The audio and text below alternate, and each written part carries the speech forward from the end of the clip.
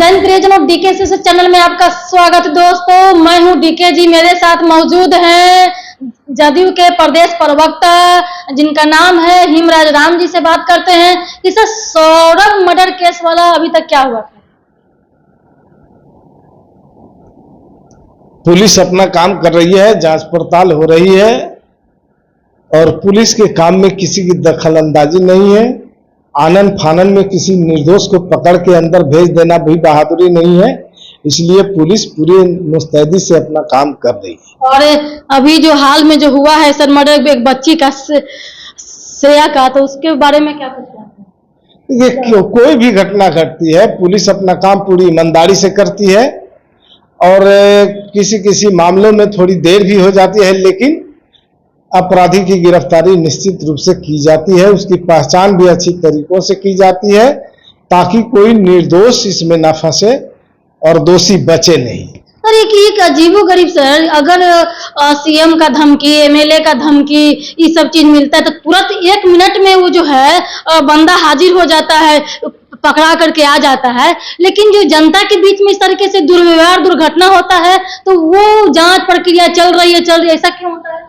देखिए, अपराध कारित करने वाले चाहे जो भी हो, जहां भी रहेंगे, उनकी गिरफ्तारी होती है और लाख कुछ भी कर ले, वो बच नहीं सकते कानून की नजरों में। नीट की परीक्षा को लेकर के देख रहे हैं कि पूरा वो परीक्षा को लेकर के इस पर क्या कुछ कहना चाहेंगे? आरोप लग रहा है, तो कौन क्या मंत्री शामिल है, इस तरीके से है, तो क्या आखिर क्या है सच्चाई? देखिए, अब तो सब खुलासा हो जाएगा। चूंकि सुप्रीम कोर्ट के संज्ञान में मामला है, सुप्रीम कोर्ट स्वयं इस मामले को देख रही है और इसकी जांच भी चल रही है। बिना सुप्रीम कोर्ट तो अभी तक बिहार सरकार को कोई निर्देश भी जारी नहीं किया, फिर भी बिहार सरकार इसमें पूरे मुस्तैदी के साथ 2 कदम आगे बढ़ करके अपराध इकाई के माध्यम से इसकी जांच करा रही है और जो भी दोषी होंगे बहुत जल्द पकड़े जाएंगे। लेकिन एक बात तो है कि अभी तक जो जांच क्रम में जो पाया गया कि जो छात्रों को जो अतिथि शाला में ठहराया गया था, आखिर उस अतिथि शाला में छात्र पहुंचे कैसे, किसके रिकमेंडेशन पर छात्र वहां गए और जिसने रिकमेंडेशन किया उसके ऊपर किनका सिकंदर का नाम है, प्रीतम का नाम है। निश्चित रूप से सिकंदर यदुवंशी प्रीतम कुमार के निकट संबंधी हैं और प्रीतम कुमार आप्त सचिव हैं तेजस्वी जी के। तो सर आगे क्या होगा? सर, क्या जो पहले जो है नालंदा का जो गौरव, क्या मतलब कि मोदी जी, नीतीश जी क्या दोबारा लौटा पाएंगे नालंदा विश्वविद्यालय को फिर से? जिस तरीके से जो है संग्रहालय वहां पर था, इस तरीके का, जैसे उसमें 3 महीना उसमें बख्तियार खिलजी लगा दिया था आग, तो वो नष्ट हो गया था। तो क्या फिर से पुनर्जीवित पर क्या कुछ कहना चाहेंगे? देखिए, 4500 एकड़ में अभी तो इसको लेकर के आपने देखा पूरे देश दुनिया की निगाहें टिकी थी नालंदा पर।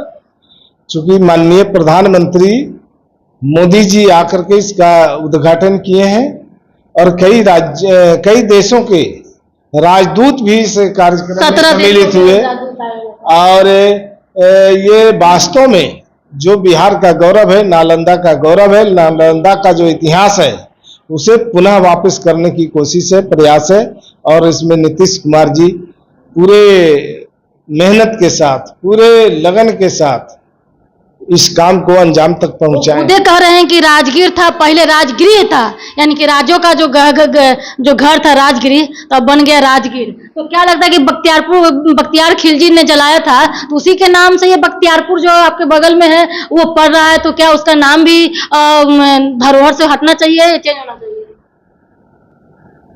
अब इस पर जो विभागीय कार्रवाई होगी, अपना विभाग इसको देखेगा।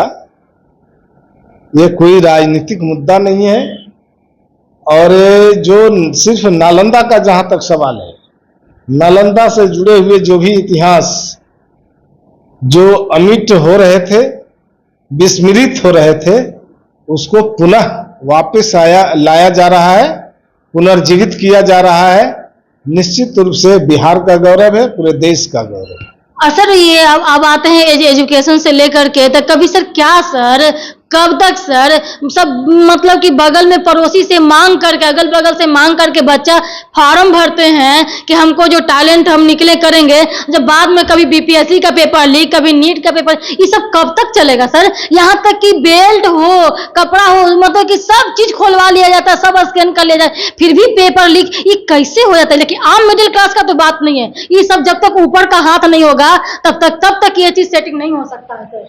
देखिए, इसको लेकर के सरकार बहुत गंभीर है और सरकार चाहती है कि किसी तरह की कोई कदाचार नहीं हो, पेपर लीक नहीं हो, बच्चों के भविष्य के साथ कोई खिलवाड़ ना हो, बच्चों का भविष्य सुरक्षित रहे। इसको लेकर के सरकार बहुत गंभीर है और आगे आने वाले विधानसभा सत्र में इसको लेकर सरकार एक कड़े कानून लाने के लिए बिल पेश करने जा रही है और उसके बाद एक कड़ा कानून लाएगी जिससे तमाम कदाचारों को, पेपर लीक के मामलों को रोका जा सके और जो इसमें संलिप्त लोग हैं, जो संगठित गिरोह है, उस पर कठोर कार्रवाई की जा सके। सर उस समय आपसे जो वार्तालाप हुआ था तो बोल रहे थे कि आचार संहिता, अब तो सर आचार संहिता खत्म हो गया है, तो क्या उन तमाम बच्चों का सप्लीमेंट्री रिजल्ट को लेकर के, बीपीएससी को लेकर के, या ओवरेज वाले जो विद्यार्थी हैं जो अभी तक आपके पास ही आ रहे हैं, कर रहे हैं, दौड़ धूप कर रहे हैं कि हमको उसमें जो है फेल होना, पास होना अलग में इस तरह का, ये जो शारीरिक शिक्षक स्वास्थ्य अनुदेशक वाले जो हैं, जो उनको मतलब कि सैलरी 8,000 मिल रही है, तो उस चीज को लेकर के, गेस्ट टीचर को लेकर के, अतिथि शिक्षक, उस पर क्या कुछ आगे प्रतिक्रिया आपकी सरकार कर रही है? देखिए, बिहार में नौकरियों की बहार है, नौकरियों की भरमार है और पूरे देश में बिहार एक ऐसा राज्य है जो सबसे ज्यादा लोगों को नौकरी देने वाला राज्य बन गया है। और आपको मैं बता दूं कि जब 7 निश्चय पार्ट 2 के तहत एनडीए की गवर्नमेंट 2020 में बनी थी बिहार में, उस समय सरकार ने वादा किया था युवाओं के साथ, देश राज्य की जनता के साथ, कि हम 10 लाख लोगों को सरकारी नौकरी देंगे और 10 लाख लोगों को रोजगार मुहैया कराएंगे। लेकिन सरकार इसमें बहुत तेजी से काम किया और आज लगभग 12 लाख लोगों को सरकार, अभी 2-3 महीने इंतजार कीजिए, 12 लाख लोगों को सरकारी नौकरी दे चुके होंगे बिहार की सरकार और बिहार के युवाओं को नौकरी मिल चुका होगा और लगभग 22 लाख लोगों के लिए रोजगार के अवसर सृजित किए गए हैं। 22 लाख लोगों को रोजगार और 12 लाख लोगों को नौकरी, यानी हमने वादा किया था 10 लाख नौकरी, 10 लाख रोजगार और हम सीमा पार करके 34 लाख के करीब में पहुंच रहे हैं। तो निश्चित रूप से बिहार के लिए एक सुनहला अवसर है, एक अच्छा अवसर है और बिहार पूरे देश में सबसे ज्यादा नौकरी देने वाला पहला राज्य बन गया है। सर ठीक है, वो नया नया लोगों को दीजिए, करिएगा, लेकिन जो पहले से काम कर रहे हैं, स्किल्ड जो हो चुका है उन लोगों का, तो उन लोगों को जो अतिथि शिक्षक के हटा दिए हैं और उन लोगों को सैलरी कम है, उन लोगों को क्यों प्रोत्साहित नहीं करना, उन लोगों को क्यों नहीं फिर से बहाल करना, इस पर क्या? देखिए, जो नियम होते हैं, हर विभाग के लिए अपना एक नियमावली होता है और नियमावली के तहत अगर उन लोगों के लिए कहीं कोई गुंजाइश बनेगी तो सरकार इस पर जरूर करेगी, लेकिन कानून से हटके कोई काम नहीं होगा। यानी कि आपके कहने का तात्पर्य है कि जो नीट का जो परीक्षा सर पेपर जो लीक हुआ था, तो कहीं ना कहीं कनेक्शन तेजस्वी यादव जी पर पड़ रहा है, क्योंकि उन्हीं के आदमी का नाम अभी ले रहे, सिकंदर यादव, प्रीतम जी, उनके ही के मतलब कि आदमी, कहीं ना कहीं उनका लिंक है, क्योंकि पहले और चीज होता था बवाल कर देते हैं, लेकिन इस नीट को लेकर के, परीक्षा को लेकर इस पर कुछ चुप है, तो इसका मतलब क्या है? देखिए, अभी इसकी जांच चल रही है, जांच की रिपोर्ट पूरी आने दीजिए, लेकिन शक के निगाह में तो ये लोग घिर चुके हैं और अभी तक जो जांच में, यानी कि तेजस्वी जी भी घिर चुके हैं। देखिए, अभी तक जो जांच हुआ है, जो जांच में जो चीजें आई है, उसके आधार पर तो इनके इर्द गिर्द के सारे लोगों की संलिप्तता स्पष्ट हो गई है और आगे जांच चल रही है। अभी देखिए कौन कौन लोग इसमें संलिप्त है, सबका खुलासा हो जाएगा।